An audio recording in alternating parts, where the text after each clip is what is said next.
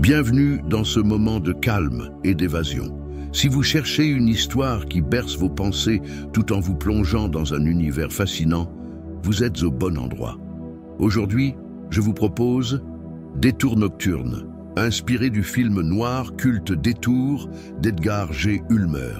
Cette narration immersive vous emmènera sur les routes désertiques d'un road trip entre New York et Los Angeles, où un anti-héros malchanceux se retrouve pris dans une spirale infernale orchestrée par une femme fatale, sans scrupules. Laissez-vous transporter par cette intrigue bien ficelée, parfaitement adaptée pour accompagner votre sommeil. Fermez les yeux, détendez-vous et laissez les mots vous guider vers des rêves paisibles. Dans cet hommage à l'univers du film noir des années 1940, découvrez l'histoire d'Al Roberts, un musicien new-yorkais plein d'espoir mais traversé par une série de malchances implacables. En partant rejoindre sa fiancée à Los Angeles, Al embarque dans un périple chaotique qui le transformera irrémédiablement. Un simple choix, une rencontre inattendue avec une femme mystérieuse nommée Vera, suffisant à bouleverser son destin. Manipulé, trahi, traqué par ses propres erreurs, Al navigue dans un monde où chaque décision semble mener à la catastrophe. Ce récit explore les thèmes du hasard, de la fatalité et des conséquences dévastatrices des mauvais choix. Avec son atmosphère oppressante et son suspense palpable, cette œuvre est idéale pour ceux qui aiment les histoires captivantes tout en trouvant refuge dans un sommeil réparateur.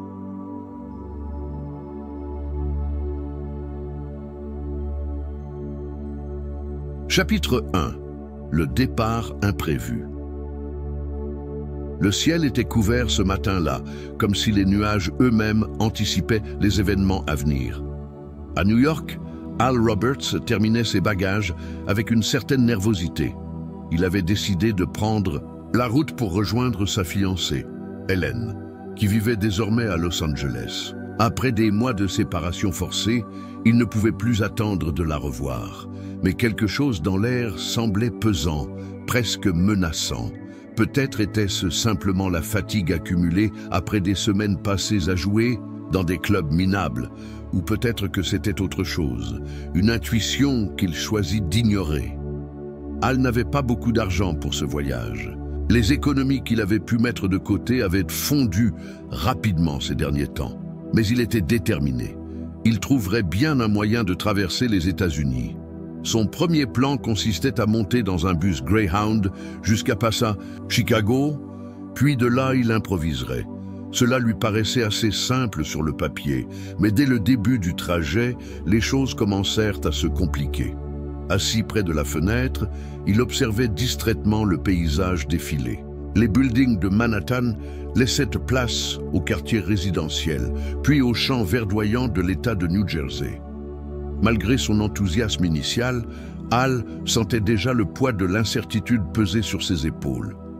Chaque arrêt du bus semblait prolonger son angoisse. Et puis, il y avait ces regards, des regards insistants, souvent accompagnés de murmures discrets. Al savait que son apparence débraillée attirait l'attention, mais cela ne faisait qu'accentuer son sentiment d'inconfort. À Philadelphie, le bus fit une pause. Al descendit pour s'étirer les jambes et boire un café au stand de la gare routière. C'est là qu'il croisa Joe, un vieux routard qui partageait visiblement la même destination.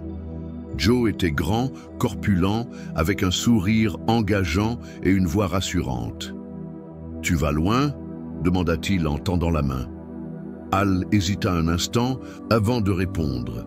Quelque chose chez cet homme semblait trop parfait, trop accueillant, mais il accepta finalement de discuter. Joe expliqua qu'il possédait une voiture, une petite Ford Model T, encore en état de rouler. « J'ai besoin de quelqu'un pour partager les frais d'essence », dit-il, en tapotant la carrosserie rouillée de son véhicule. Al, conscient de ses finances limitées, fut tenté. Pourquoi ne pas tenter le coup? Après tout, cela pourrait lui faire économiser plusieurs jours de trajet en transport public. Il accepta donc, non sans une pointe de scepticisme. La première partie du voyage se déroula sans problème. Ils firent connaissance, échangeant des anecdotes sur leurs vies respectives. Joe racontait des histoires drôles, tandis qu'Al restait relativement silencieux, préférant observer la route.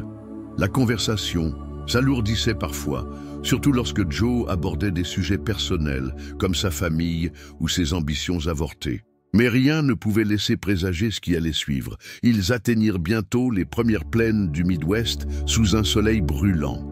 Là, juste avant d'atteindre une petite ville isolée, Joe commença à se sentir mal. « Je crois que je vais vomir », marmonna-t-il, les mains tremblantes sur le volant. Sans attendre, il s'arrêta sur le bas-côté et sortit précipitamment de la voiture. Al, intrigué, le suivit du regard. Mais lorsqu'il revint quelques minutes plus tard, Joe semblait changer. Il marchait lentement, chancelant légèrement, et ses traits étaient blafards. « Qu'est-ce qui se passe ?» demanda Al, alarmé. « Rien, juste une indigestion », répondit Joe, essayant de sourire. Mais ses yeux trahissaient une panique croissante. Avant qu'Al ne puisse poser d'autres questions, Joe s'effondra contre la portière.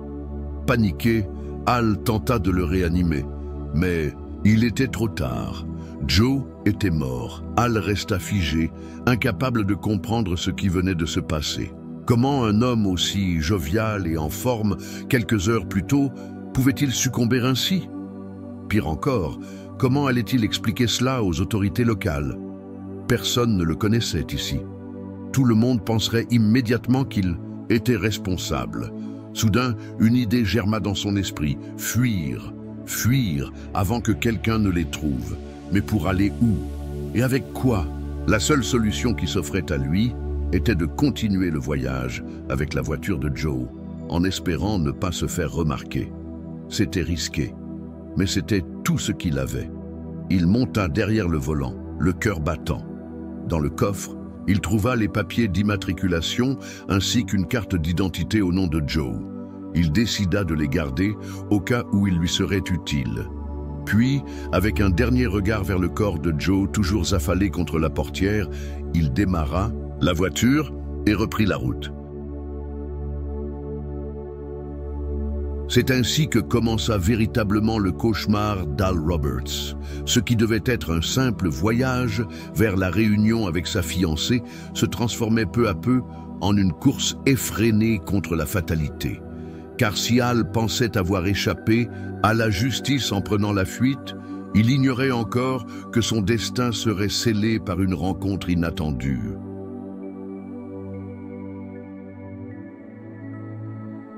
Chapitre 2.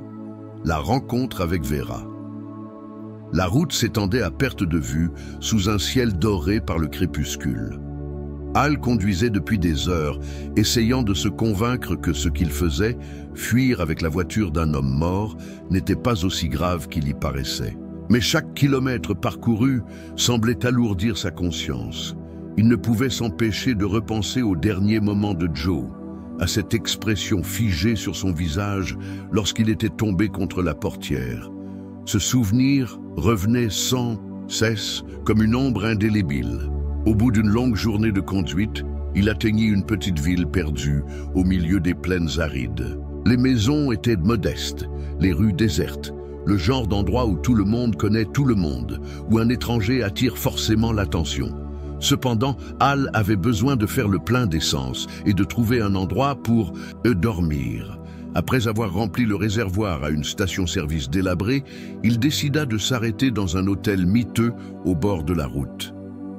L'accueil était sommaire, une réception minuscule avec un comptoir en bois éraflé et une pancarte indiquant chambre libre. Derrière le comptoir se tenait un vieil homme, au regard acéré, qui jaugea Al d'un coup d'œil avant de lui tendre une clé rouillée. « 5 $ pour la nuit », grogna-t-il.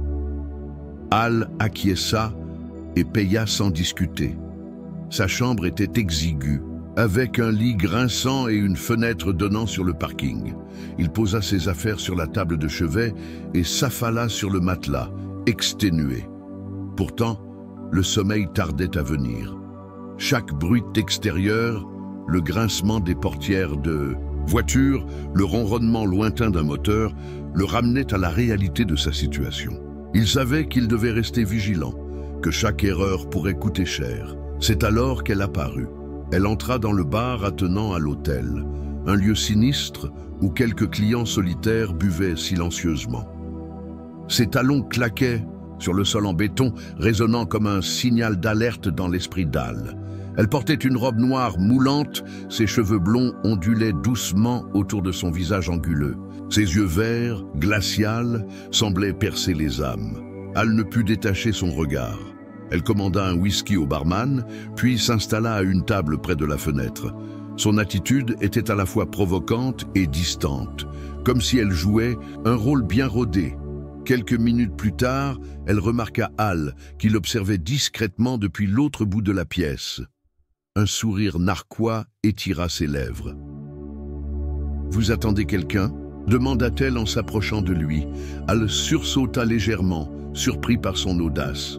« Non, je suis juste fatigué » balbutia-t-il. Elle rit doucement, un son cristallin qui contrastait avec l'atmosphère morne du bar. Fatigué ou seul? Parce que moi, je suis les deux. Son franc-parler désarçonna Al. Il n'était pas habitué à ce genre de franchise, encore moins venant d'une inconnue aussi séduisante. Mais quelque chose chez elle l'intriguait, peut-être même le fascinait. Sa confiance naturelle, son allure, mystérieuse. Tout chez elle semblait calculé, comme si elle savait exactement comment manipuler les gens. Ils commencèrent à parler. Elle se présenta comme Vera, sans préciser son nom de famille. Elle raconta qu'elle voyageait seule, qu'elle avait quitté sa ville natale pour tenter sa chance ailleurs. Ses mots étaient empreints d'une tristesse feinte, comme si elle cherchait à susciter la sympathie d'Al. Lui, quant à lui, se contenta de réponses évasives, évitant soigneusement de mentionner son propre passé ou son véritable objectif. Vera ne tarda pas à proposer une alliance. « Je vais vers Los Angeles », dit-elle, en sirotant son verre. « Si vous voulez, je peux vous accompagner. 2 personnes dans une voiture, ça fait moins suspect, non ?» Al sentit une vague de panique monter en lui. Comment pouvait-elle savoir qu'il essayait précisément d'éviter toute suspicion? Mais il choisit de jouer le jeu. « Peut-être, » répondit-il prudemment. « Mais pourquoi feriez-vous ça pour moi ?» Elle haussa les épaules, un geste théâtral qui dissimulait mal son intérêt. « Disons que je trouve les routes plus intéressantes quand elles sont partagées. Et puis, qui sait, on pourrait s'entraider mutuellement. » Cette dernière phrase résonna dans l'esprit d'Al comme un avertissement. Il comprit instinctivement qu'il ne fallait pas se fier entièrement à Vera. Mais en même temps, il sentait qu'elle pourrait être une alliée précieuse dans son périple chaotique. Après tout, elle semblait connaître les ficelles du système mieux que lui. Finalement, il accepta sa proposition. Ils convinrent de partir dès le lendemain matin. Tandis que Vera regagnait sa chambre, Al resta assis au bar, incapable de chasser l'image de cette femme intrigante. Il savait qu'il venait de franchir une nouvelle étape dans son cauchemar naissant, mais il ignorait encore jusqu'où cette relation les mènerait. Ce soir-là, allongé dans son lit inconfortable, Al ferma les yeux en espérant que le sommeil viendrait rapidement. Mais chaque pensée le ramenait à Vera, à ses intentions troubles et à la spirale infernale dans laquelle il semblait inexorablement plongé. Chapitre 3. Le début de la spirale. Le lendemain matin, le soleil se levait à peine lorsque Vera frappa à la porte d'Al. Elle portait un jean ajusté et une chemise blanche légèrement déboutonnée, ses cheveux blonds coiffés avec soin. Son apparence impeccable contrastait avec l'hôtel miteux dans lequel ils avaient dormi. « Prêt à partir ?» demanda-t-elle avec un sourire carnassier. Al acquiesça silencieusement, encore groggy après une nuit agitée. Ils descendirent ensemble vers la voiture de Joe, désormais devenu leur moyen de transport commun. Tandis qu'il prenait place derrière, le volant, il ne put s'empêcher de remarquer que Vera semblait parfaitement à l'aise dans ce rôle improvisé de voyageuse clandestine. Comme si elle avait déjà fait ça des dizaines de fois. La route était déserte au début, bordée de champs dorés sous le ciel orangé du lever du jour. Les premières heures de conduite se passèrent sans incident notable. Vera écoutait distraitement la radio, changeant constamment de station, tandis qu'Al restait concentré sur la chaussée devant lui. Cependant, l'atmosphère dans la voiture n'était pas aussi calme qu'elle en avait l'air. Chaque silence semblait peser, chaque regard échangé empreint d'une tension invisible. Alors, raconte-moi un peu ton histoire, dit Vera soudainement, brisant le mutisme qui s'était installé. Al hésita. Il savait qu'il devait inventer quelque chose, mais il redoutait de trop se trahir. « Je suis musicien, répondit-il finalement.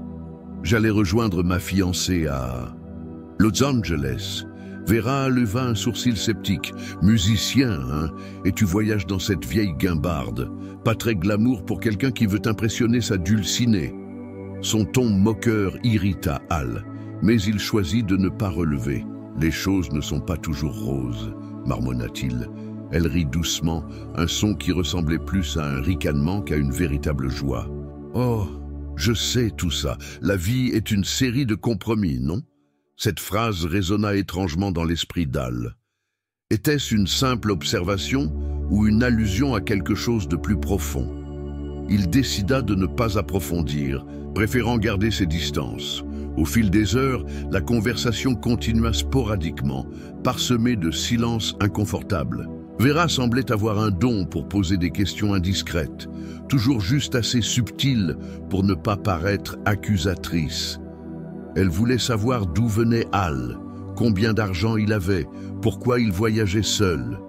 Chaque réponse qu'il fournissait semblait insuffisante, comme si elle cherchait à percer un secret qu'il ignorait même posséder.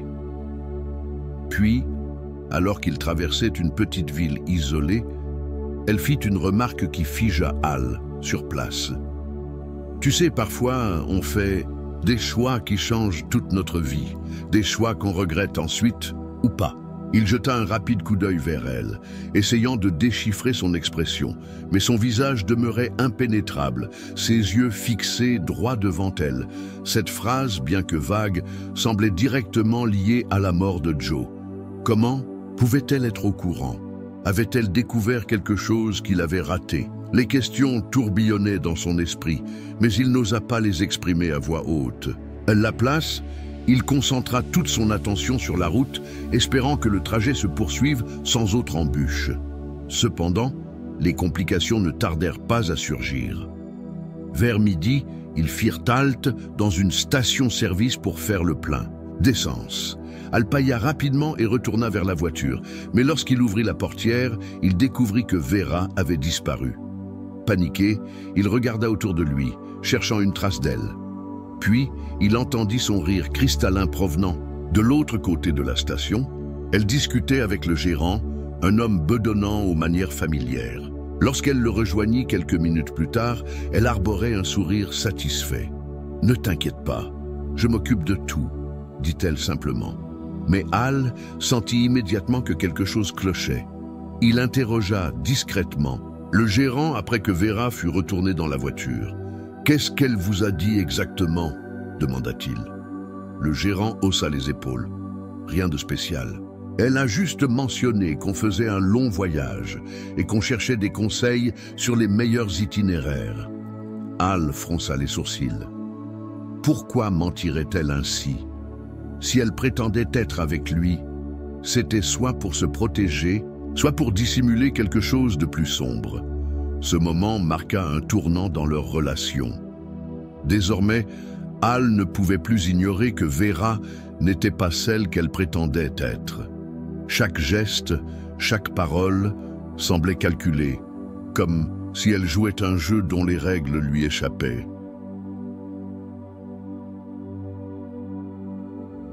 Le reste de la journée se déroula dans une atmosphère tendue.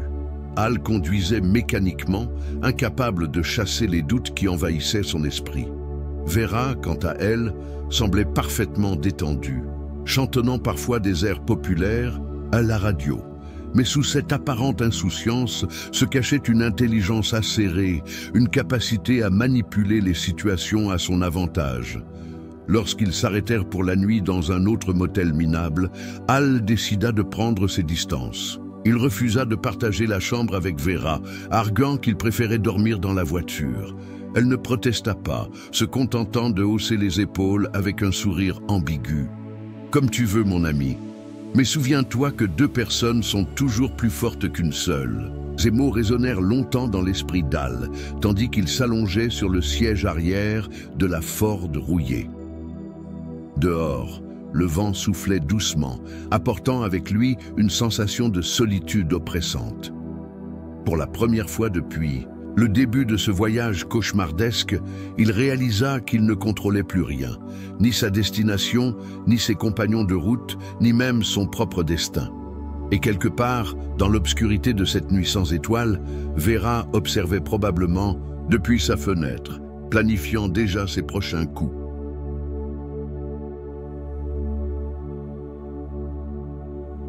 Chapitre 4. Le piège se referme.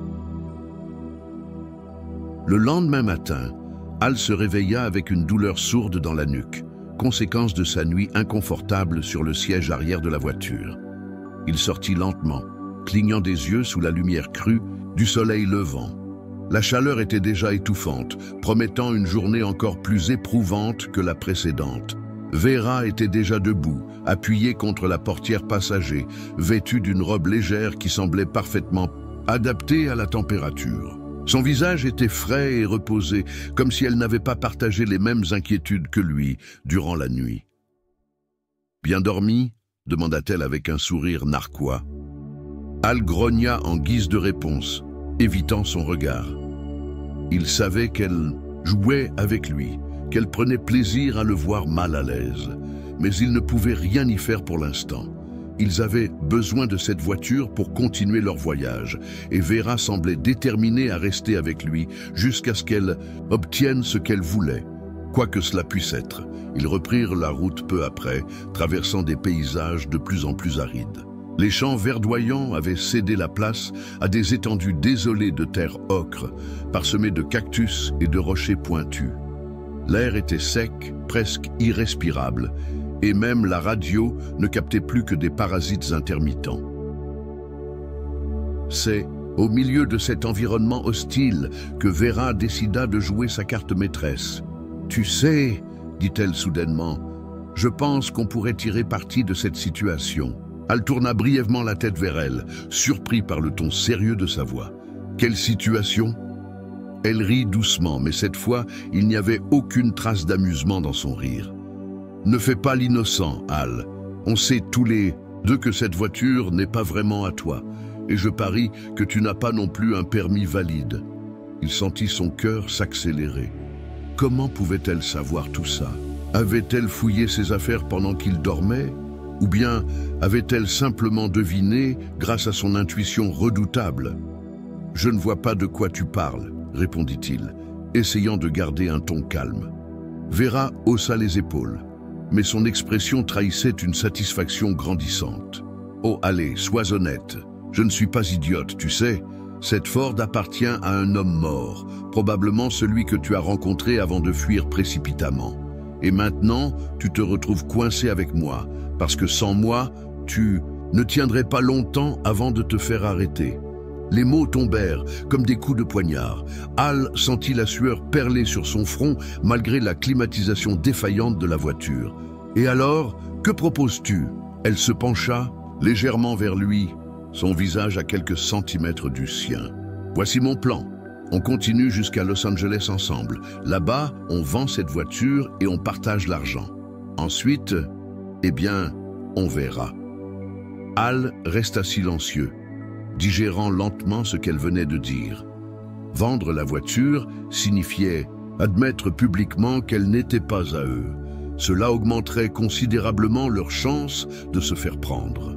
Mais refuser signifiait aussi risquer de se fâcher avec Vera, dont les intentions restaient mystérieuses mais potentiellement dangereuses. Finalement, il accepta, non sans réticence. « D'accord, on fait comme ça. Mais si jamais tu me trahis, » elle sourit, coupant court à sa menace. « Ne t'inquiète pas, mon ami, je ne mords que ceux qui le méritent. » Le reste de la journée se déroula dans une atmosphère lourde et tendue. Chaque kilomètres parcourus semblaient rapprocher Hal de son destin inévitable. Vera, quant à elle, semblait parfaitement à l'aise, comme si elle dirigeait une pièce de théâtre où elle était à la fois actrice et metteuse en scène. Vers le milieu de l'après-midi, ils atteignirent une petite ville bordée de collines rouges. C'était un endroit typique du sud-ouest américain, avec ses maisons en adobe et ses enseignes en bois usées par le vent. Vera proposa de s'arrêter pour manger quelque chose, arguant qu'ils avaient besoin de reprendre des forces avant de poursuivre leur voyage. Ils s'installèrent dans un café local, où un serveur aux manières brusques leur apporta des hamburgers et des sodas gazeux. Pendant qu'ils mangeaient, Vera engagea la conversation avec le serveur, posant des questions innocentes sur les attractions touristiques locales. Mais Hal remarqua rapidement que ces questions étaient en réalité des tentatives pour obtenir des informations sur les autorités locales, où se trouvait le poste de police, combien de patrouilles circulaient dans la région, etc. Lorsqu'ils retournèrent dans la voiture, il ne put s'empêcher de lui demander « Pourquoi poses-tu autant de questions? Tu cherches quoi exactement ?»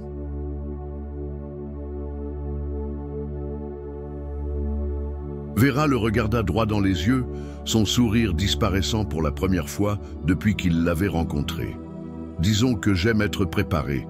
On ne sait jamais quand quelqu'un pourrait nous poser des problèmes. » Cette réponse ne fit qu'accentuer les soupçons d'Hal. Il commençait à comprendre que Vera n'était pas seulement une opportuniste cherchant à profiter de la situation. Elle était bien plus que ça, une manipulatrice méthodique, capable de transformer chaque détail en avantage personnel. La nuit tomba rapidement, plongeant la route dans une obscurité presque totale. Hal conduisait désormais avec prudence, les phares de la voiture balayant les bords de la chaussée. Soudain, un bruit métallique retentit sous le capot, suivi d'une odeur de fumée nauséabonde. « Merde !» s'exclama Hal en freinant brutalement. La voiture s'immobilisa au bord de la route, son moteur tout sautant avant de s'éteindre complètement. Vera soupira exagérément. « Parfait, juste ce qu'il nous fallait. » Hal ouvrit le capot, révélant un entrelac de fils et de tuyaux noircis par la suie. Il n'était pas mécanicien, mais il comprit immédiatement que le problème serait difficile à résoudre sans outils appropriés. « On va devoir trouver un garage », marmonna-t-il. Vera acquiesça, mais son regard brillait d'une excitation inhabituelle. « Pas de panique, j'ai une idée. » Et ainsi, une nouvelle phase de leur cauchemar débuta.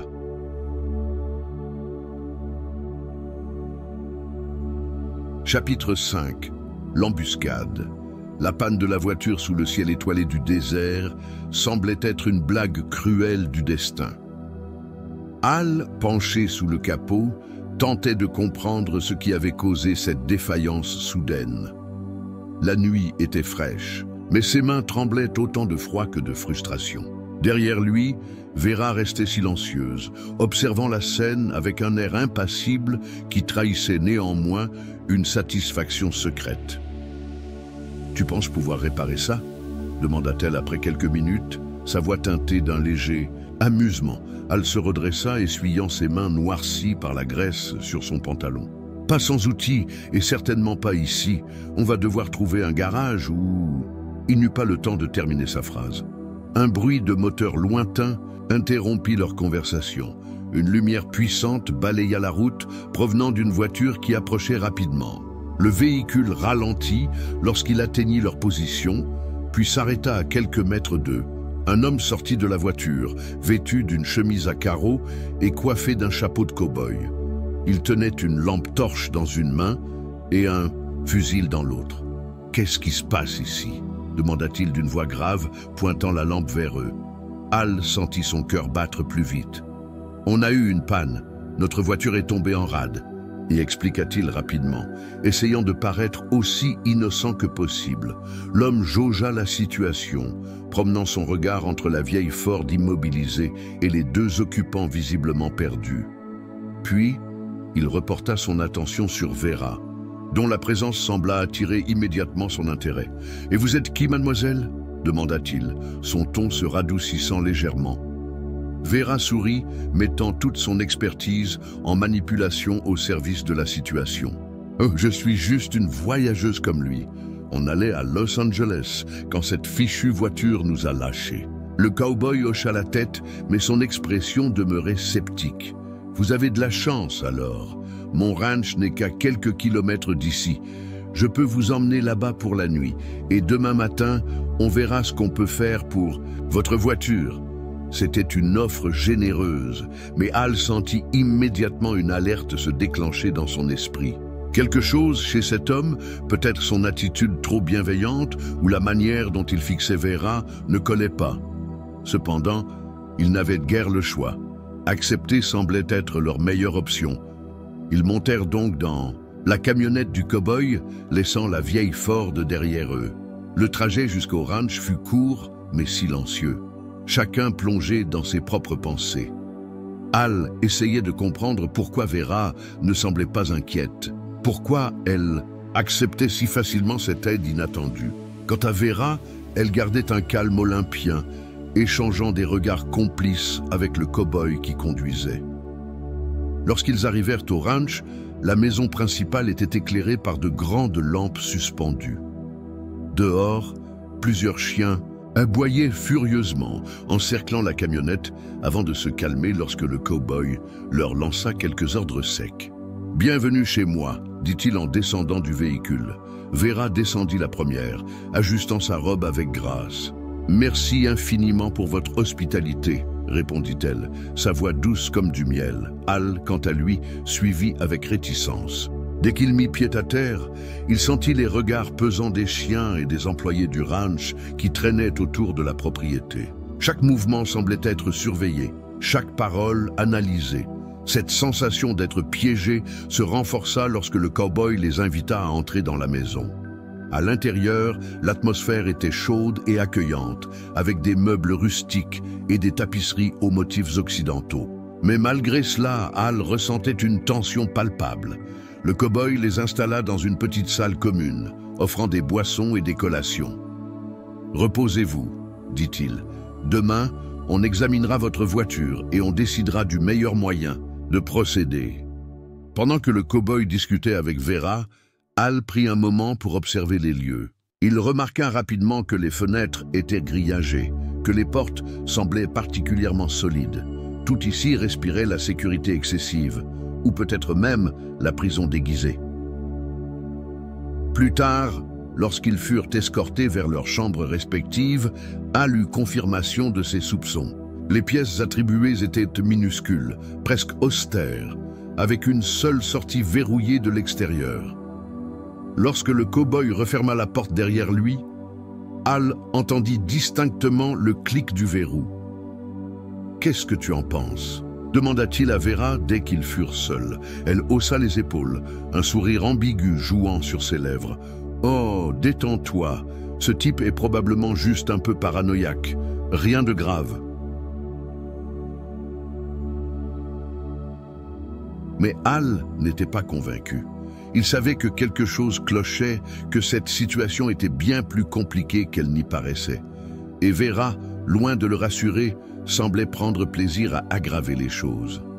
Cette nuit-là, tandis qu'il gisait sur le lit inconfortable, incapable de dormir, Al réalisa qu'il était bel et bien pris au piège. Non seulement avec une voiture volée et un passé incertain, mais également avec une femme dont les intentions restaient floues, et un cow-boy dont la gentillesse cachait certainement autre chose. Et c'est ainsi que, dans ce ranch isolé au milieu du désert, le véritable cauchemar commença. Chapitre 6. Les masques tombent. Le lendemain matin, le soleil perça à travers les fines fentes des volets grillagés, réveillant Al avec une sensation d'oppression familière. Il s'étira lentement, essayant de chasser la fatigue accumulée par les nuits agitées et les événements tumultueux des derniers jours. Mais dès qu'il posa les pieds sur le sol froid de sa chambre minuscule, il sentit que quelque chose avait changé. Un silence lourd planait sur le ranch. Habituellement, on aurait pu entendre les bruits du quotidien, des pas dans le couloir, des chiens aboyant au loin, ou même des conversations étouffées entre les employés. Mais aujourd'hui, tout semblait figé, comme si le monde entier retenait son souffle. Al sortit de sa chambre avec précaution, ses mains tremblantes malgré ses efforts pour garder son calme. Dans le couloir, il croisa un homme qui ressemblait à un fermier vêtu d'une salopette en toile et coiffé d'un bandana rouge. L'homme le regarda brièvement avant de continuer son chemin sans un mot. Ce manque d'interaction était étrange et presque inquiétant. Il trouva Vera dans la salle commune, déjà installée devant une tasse de café fumant. Elle portait une robe simple mais élégante, ses cheveux soigneusement peignés. « Bonjour, dormeur », dit-elle avec un sourire narquois. « J'ai commandé du petit déjeuner pour nous deux. » Al s'assit à contre-cœur, jetant un coup d'œil autour de lui. La pièce était toujours aussi accueillante, mais quelque chose dans l'air semblait différent. Les murs semblaient se rapprocher, chaque objet prenait une signification nouvelle. « Qu'est-ce qui se passe ici ?» demanda-t-il finalement, incapable de contenir sa curiosité. Vera reposa sa tasse avec un claquement sec. « Oh, ne t'inquiète pas, tout va bien. Enfin, pour moi, en tout cas. » Cette réponse glaça le sang d'Al. « Que veux-tu dire par là ?» Elle le fixa droit dans les yeux, son expression changeant subitement. Le masque de gentillesse et d'innocence qu'elle avait arboré jusqu'alors disparut, révélant une femme froide et calculatrice. « Disons que j'ai trouvé une solution à nos petits problèmes. Cette voiture volée, ton identité incertaine, tout ça peut être résolu facilement, avec un peu de coopération. » Al sentit un frisson parcourir son dos. « De quelle coopération parles-tu » Vera se pencha vers lui, baissant la voix comme si quelqu'un pouvait les écouter. « Écoute, Al, je sais que tu es impliqué dans quelque chose de louche. Je ne sais pas exactement quoi, mais ce n'est pas mon problème. Ce qui m'intéresse, c'est d'utiliser cette situation à notre avantage. Et ce ranch, eh bien, disons que son propriétaire est prêt à faire des affaires intéressantes. » Les pièces du puzzle commencèrent à se mettre en place dans l'esprit d'Al. Le cow-boy trop aimable, les regards insistants, les fenêtres grillagées, tout cela faisait partie d'un plan plus large, conçu pour capturer des gens dans des situations désespérées. Et Vera, loin d'être une victime innocente, semblait être complice de ce stratagème. « Tu savais depuis le début, n'est-ce pas ?» demanda-t-il, sa voix tremblante de colère et de frustration.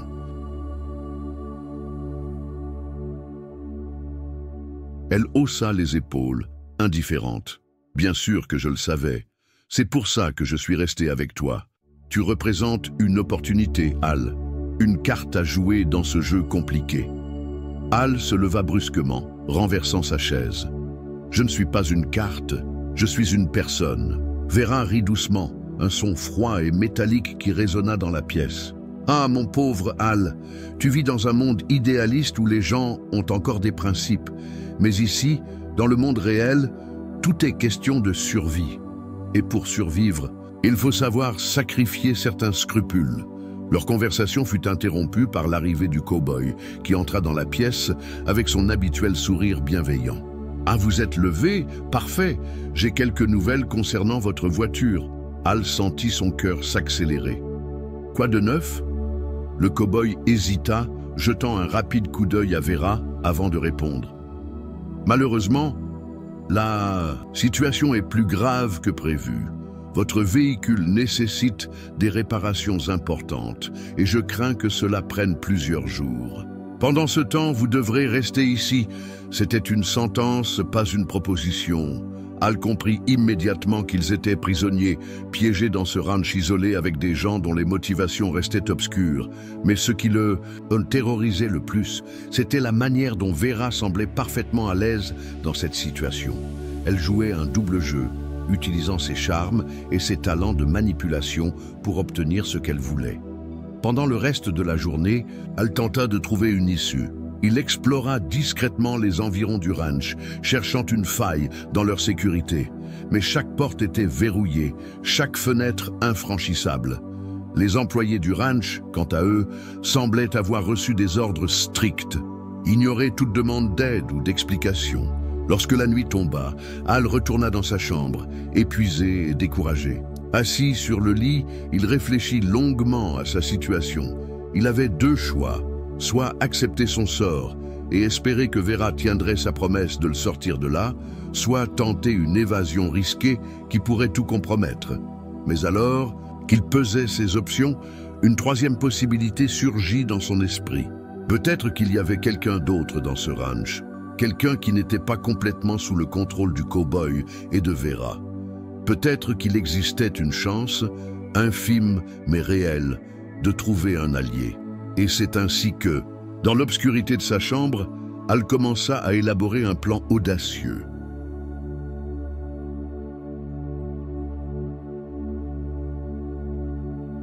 Chapitre 7. L'évasion. La nuit était profonde et silencieuse lorsque Al décida de passer à l'action. Il avait passé des heures à observer les habitudes des employés du ranch, notant chaque mouvement, chaque moment d'inattention. Maintenant, il savait que la meilleure chance d'échapper à leur prison se situait entre 2 et 3 heures du matin, lorsque la garde se relâchait légèrement. Il sortit de sa chambre avec précaution, tenant fermement un couteau de cuisine qu'il avait caché sous son lit. La lueur de la lune filtrait à travers les fentes des volets grillagés, projetant des ombres dansantes sur les murs. Chaque pas qu'il faisait semblait résonner dans le silence oppressant du ranch. Al atteignit rapidement le couloir principal, évitant soigneusement les zones éclairées par les lampes suspendues. Son objectif était clair, trouver une issue, vers l'extérieur, ou au moins découvrir quelque chose qui pourrait lui donner un avantage. Mais alors qu'il approchait de l'entrée principale, il entendit des voix étouffées provenant d'une pièce adjacente. Intrigué, il s'approcha doucement, collant son oreille contre la porte pour écouter. Les voix appartenaient à Vera et un cowboy, et leurs mots étaient empreints d'une tension palpable. « Tu es sûr que c'est une bonne idée ?» demanda le cowboy, sa voix grave trahissant une once d'hésitation. Vera rit doucement, un son glacé qui fit frissonner Al malgré lui. Bien sûr que oui. Ce type est déjà coincé ici, sans argent, sans identité. Qu'a-t-il à perdre de plus? Le cow-boy marmonna quelque chose d'inintelligible, mais Vera continua, imperturbable. De toute façon, il ne comprendra jamais ce qui lui arrive. Et quand tout sera terminé, nous aurons ce que nous voulons, sans complication. Al sentit son sang se glacer. Il réalisait maintenant que Vera n'était pas seulement une opportuniste cherchant à tirer profit de sa situation. Elle était bien plus dangereuse que cela. Une manipulatrice méthodique, prête à sacrifier qui que ce soit pour atteindre ses objectifs. Mais quel était exactement cet objectif? Et pourquoi semblait-elle si impliquée dans les affaires? Du cow-boy, soudain la porte s'ouvrit brusquement et Al se retrouva face à face avec Vera. Elle le regarda avec un sourire satisfait, comme si elle s'attendait à cette confrontation. « Eh bien, qu'est-ce que tu fais là, mon cher Al ?» Il recula instinctivement, brandissant le couteau devant lui. « Laisse-moi partir, Vera. Je ne veux pas de problème. » Elle secoua la tête, toujours souriante. « Oh, pauvre petit Al, toujours à fuir, toujours à te cacher. Quand vas-tu enfin comprendre que certaines choses ne peuvent pas être évitées ?» Derrière elle, le cow-boy apparut, tenant un fusil chargé. « Pose ce couteau, mon gars. On ne veut pas de violence ici. » Al sentit la panique monter en lui. Il était piégé, encerclé par deux personnes dont les intentions étaient clairement hostiles. Mais il refusait de se rendre sans combattre. « D'accord, vous voulez jouer à ça? Très bien. Mais avant que je meure, je veux savoir pourquoi. Pourquoi m'avez-vous traîné ici? Que voulez-vous vraiment ?» Vera posa une main sur sa hanche, adoptant une posture décontractée qui contrastait avec la gravité de la situation. « Disons que ton petit voyage à Los Angeles nous a donné une idée intéressante. Cette voiture volée, ta disparition subite, tout cela fait partie d'un tableau beaucoup plus grand que tu ne peux imaginer. »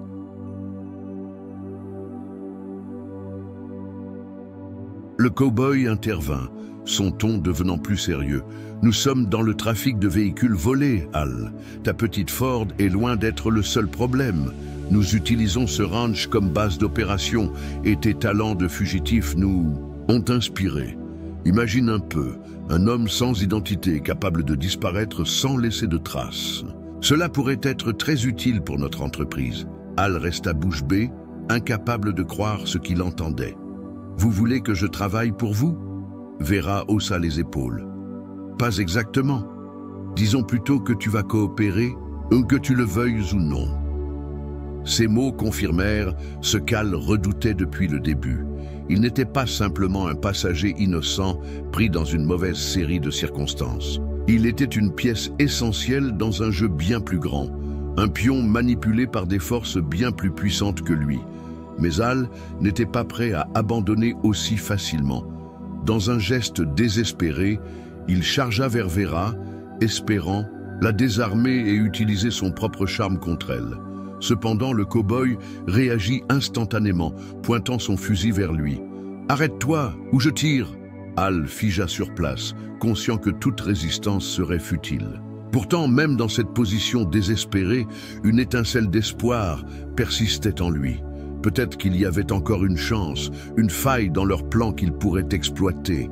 Et c'est ainsi que, dans cet instant crucial, Hal prit une décision qui changerait définitivement le cours de son destin.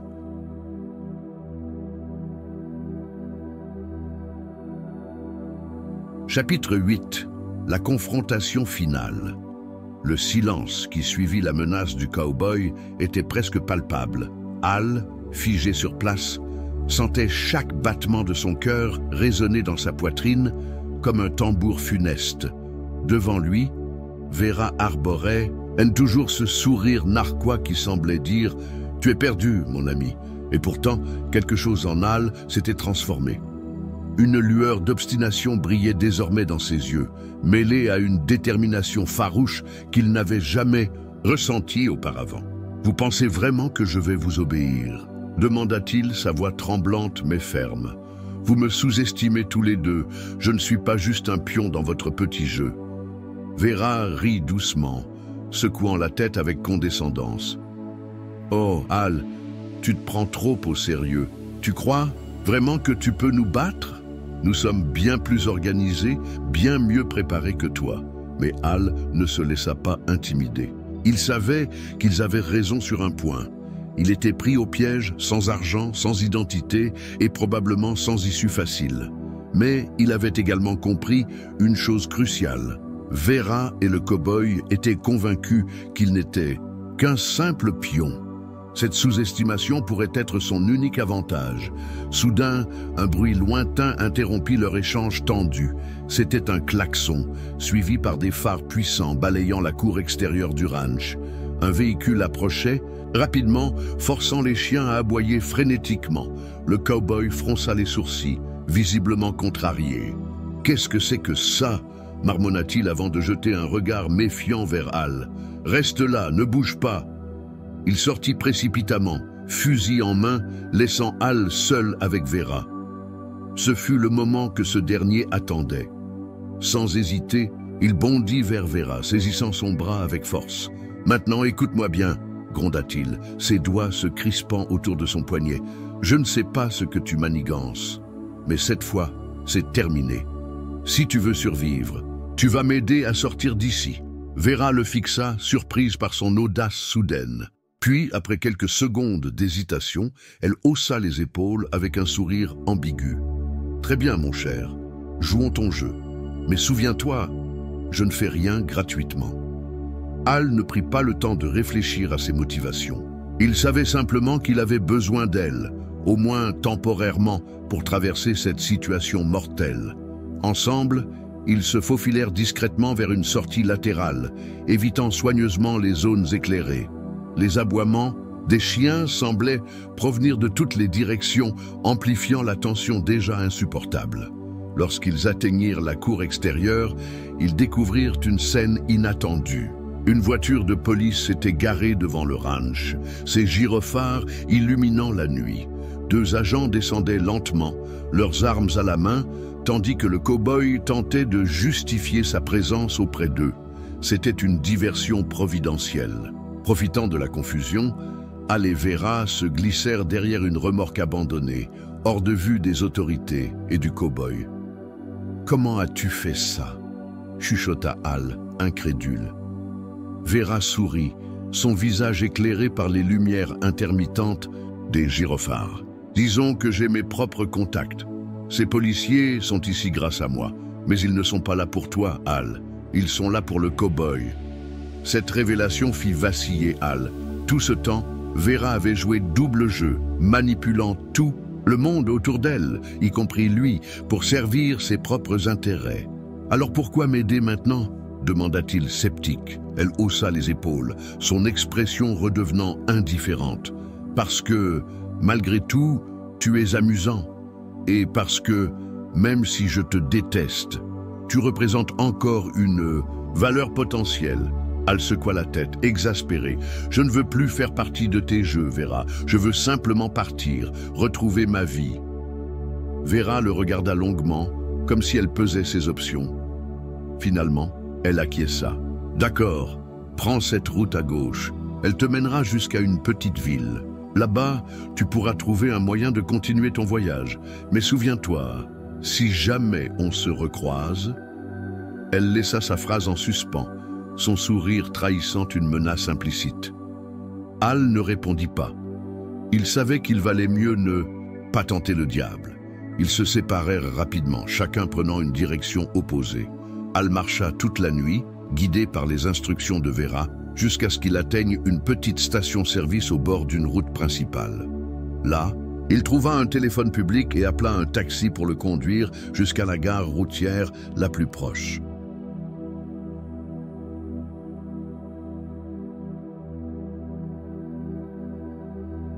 Pendant le trajet, il réfléchit longuement à ce qui venait de se passer.